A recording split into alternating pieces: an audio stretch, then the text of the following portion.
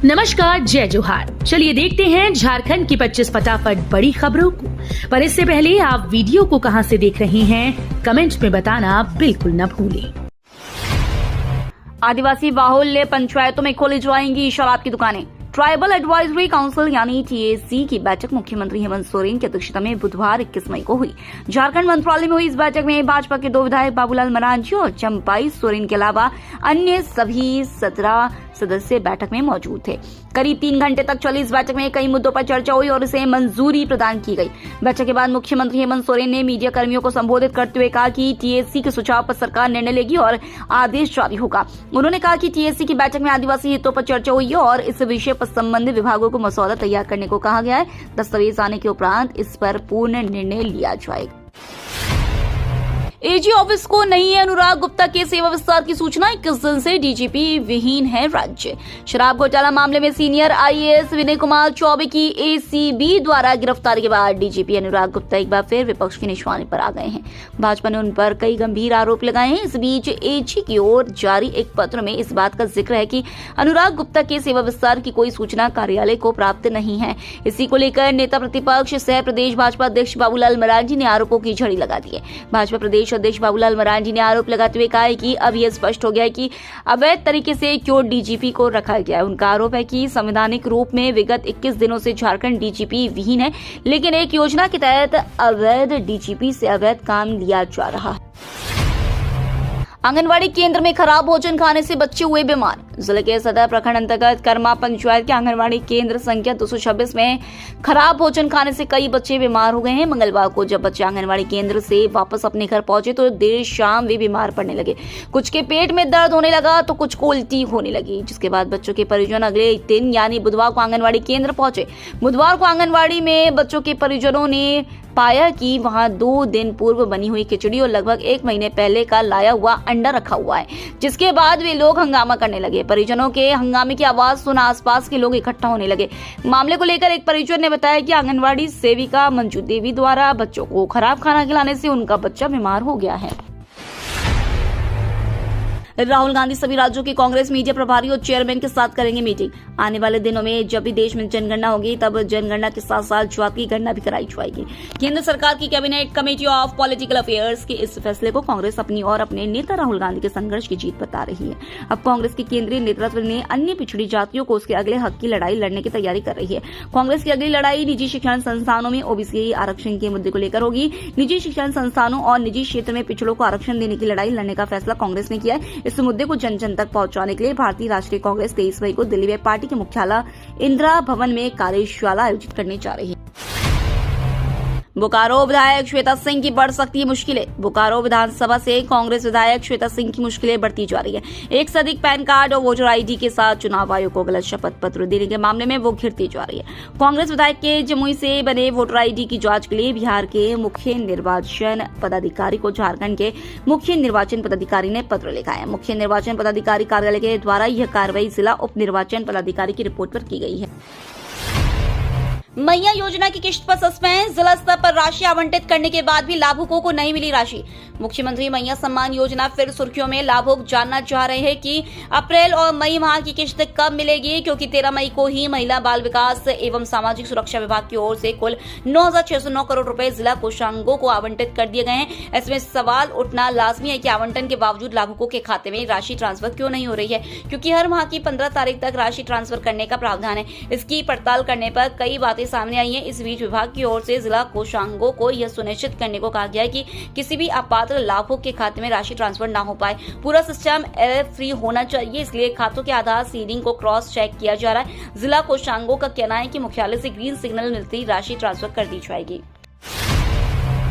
पूर्व प्रधानमंत्री राजीव गांधी की पुण्यतिथि। रांची में जगह जगह हुई श्रद्धांजलि सभा।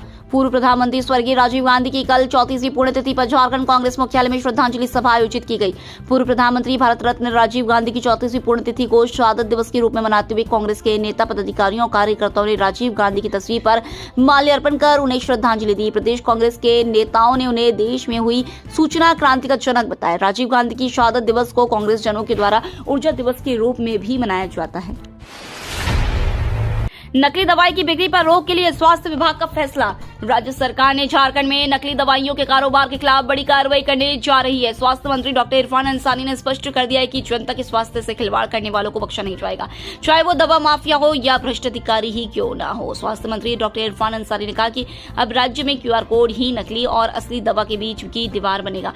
सरकार ने बड़ी पहल करते हुए 300 महत्वपूर्ण दवाइयों के लिए QR कोड अनिवार्य कर दिया है। अब पिनक्लेयर बुखार की दवा, प्लेटलेट बढ़ाने वाली दवाएं, शुगर व थायराइड की दवाएं, गर्भ निरोधक व विटामिन सप्लीमेंट्स जैसी प्रमुख दवाएं QR कोड के बिना बाजार में नहीं बिकेंगी।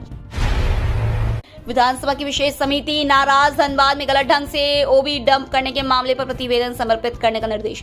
धनबाद जिले के बलियापुर अंचल के सरुंगा और झरिया के भौरा में BCCL क्षेत्र 10 और AT देवप्रभा कंपनी द्वारा जबरन ओबी डंप किए जाने के मामले की जांच शुरू हो गई है।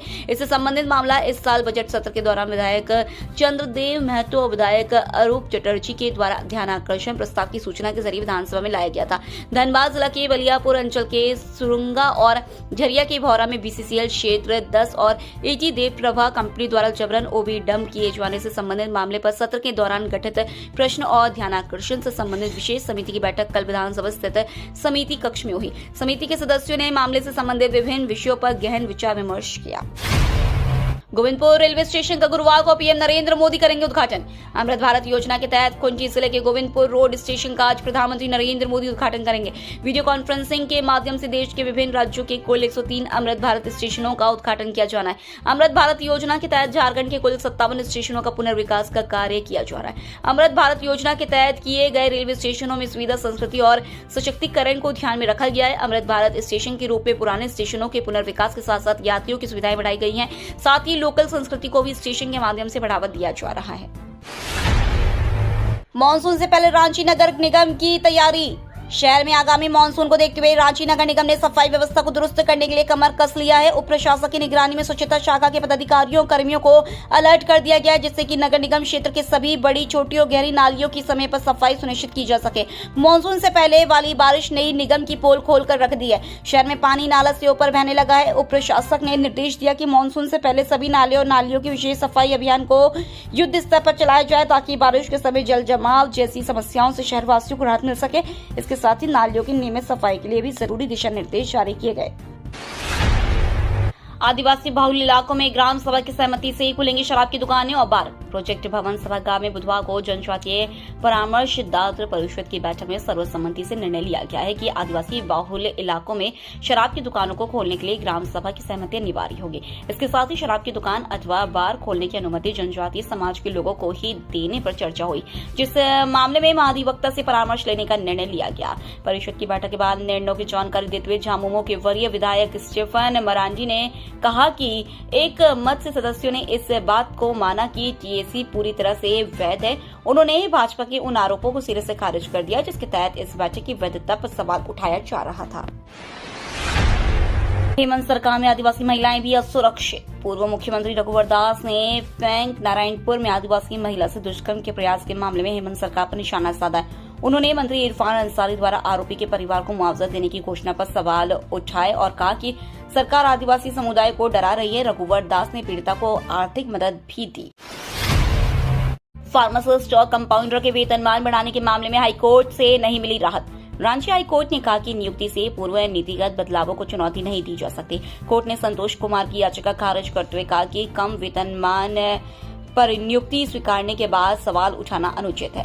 याचिकाकर्ताओं ने कंपाउंडर पद के वेतनमान को चुनौती दी थी, जिसे कोर्ट ने अस्वीकार कर दिया क्योंकि सरकार ने यह फैसला उनके पदभार ग्रहण करने से पहले ही ले लिया था।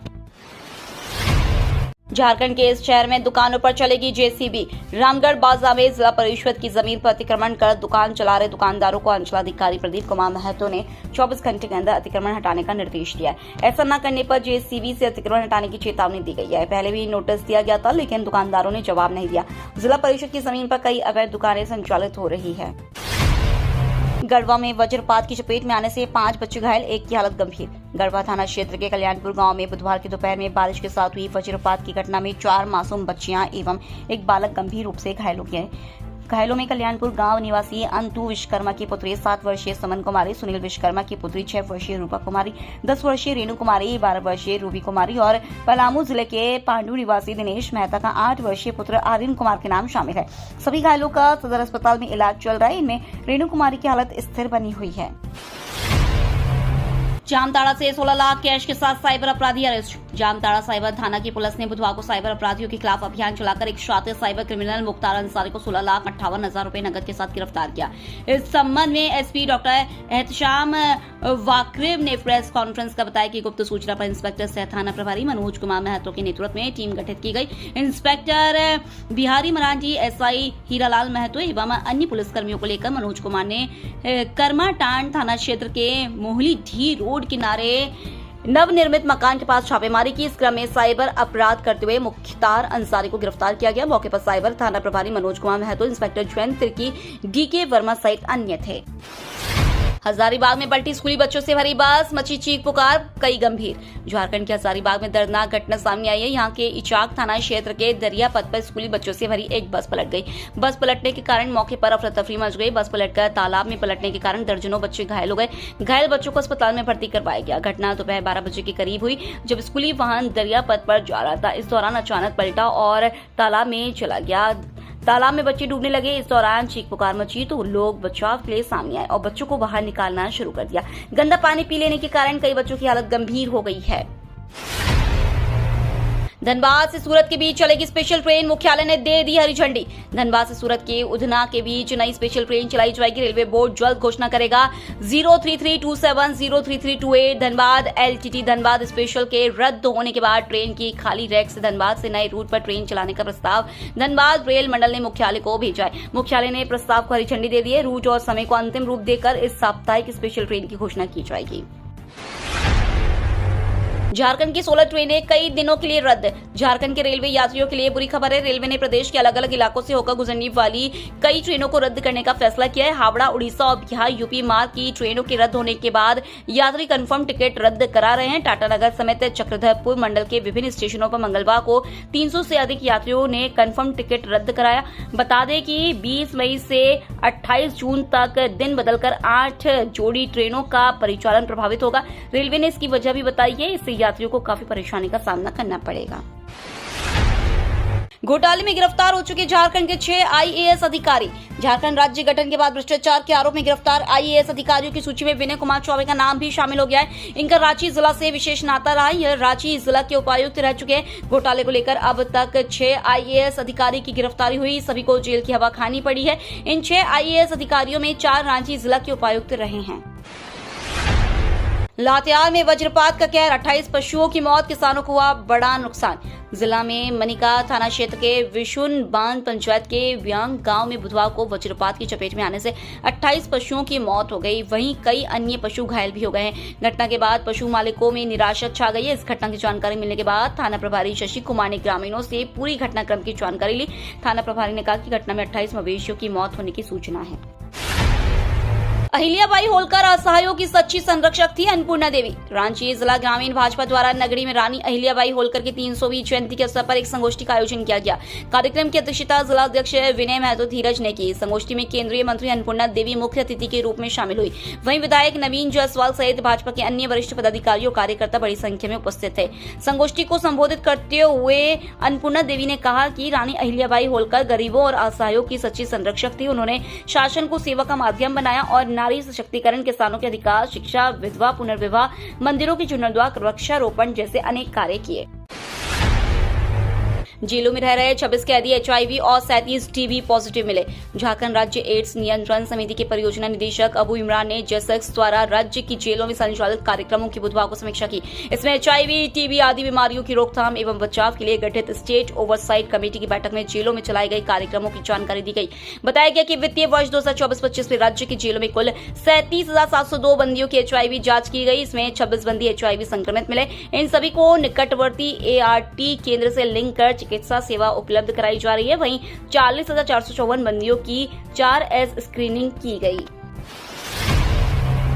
बिन मौसम बारिश से फसल को हुई क्षति, सब्जी की फसल हुई बर्बाद। खलारी कोयला अंचल क्षेत्र और आसपास के ग्रामीण इलाकों में मौसम का मिजाज बदला ही तेज हवा और गर्जन के साथ पिछले 3 दिनों से संध्या के समय में हो रही बिन मौसम हुई झमाझम बारिश के कारण तापमान में भारी गिरावट आई।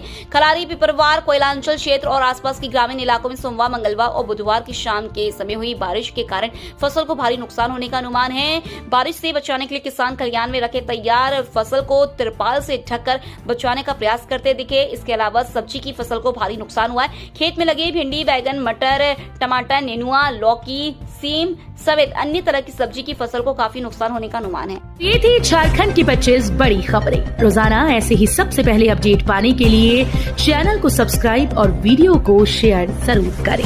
धन्यवाद।